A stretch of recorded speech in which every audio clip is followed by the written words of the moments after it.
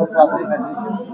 आज इस प्रेस वार्ता में हम ओबीसी लोगों की कुछ ग्रीवियंसेस जो समस्याएं हैं जो पिछले 8-10 साल से क्या 10-20 साल से चलती आ रही हैं, उनका हम यहाँ पे अपनी पब्लिक के सामने पहुँचाना चाहते हैं मीडिया के थ्रू।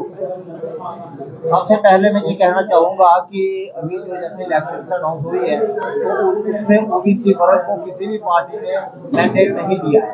हम बार बार अपील करते रहे कि ये जो ओबीसी पॉपुलेशन है 30-35% के करीब पॉपुलेशन है, ऐसी पॉपुलेशन अगर इलेक्शन में खड़े होके पैसा नहीं है इनके पास रिसोर्सेज नहीं है, तो इनको कम से कम कोई पार्टी एक आध मैंडेट दे के असेंबली में पहुंचाए ताकि इनकी पार्टिसिपेशन हो जाए।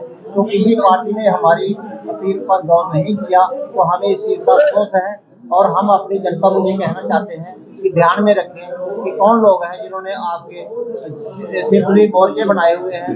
मोर्चे में ओबीसी लोगों को रखा जाता है, इनके लीडरों को, लेकिन मौका आने पर मैंडेट नहीं दिया जाता, असेंबली में पहुंचने से रोका जाता है। तो ये एक बहुत हम समझते हैं कि हमारे लिए मायूसी की घड़ी है कि ऐसा हुआ है। हमारी जनता को ये याद रखना चाहिए कि कौन पार्टियां हैं जिन्होंने आपके लोगों को असेंबली तक पहुंचने से रोका है, वो ध्यान में रखे वोट डालने के समय। नंबर 2, हम अपने लोगों को ये भी कहना चाहते हैं कि कौन सरकारें हैं जिन्होंने ओबीसी बच्चों का स्कॉलरशिप बंद किया हुआ है। 2020 से ओबीसी बच्चों का स्कॉलरशिप बंद है और हम बार बार अपील कर चुके हैं जम्मू कश्मीर सरकार से भी और दिल्ली सरकार से भी कि बच्चे पढ़ाई छोड़ रहे हैं, वो गरीब बच्चे हैं, वो पढ़ाई जारी नहीं कर पा रहे हैं। तो लेकिन उस पर कोई गौर नहीं हुआ।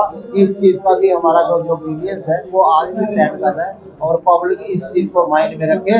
जो भी जिस युवा का स्कॉलरशिप बंद हुआ है वो ये सोच के जाए घर से कि मैंने वोट किसको देना है, किसने मेरा स्कॉलरशिप रोका है, ध्यान में रखे। नंबर 3, जो ओबीसी की जो लिस्ट थी उसमें पहले 27 जातियां थी, अब 42 जातियां हो गई।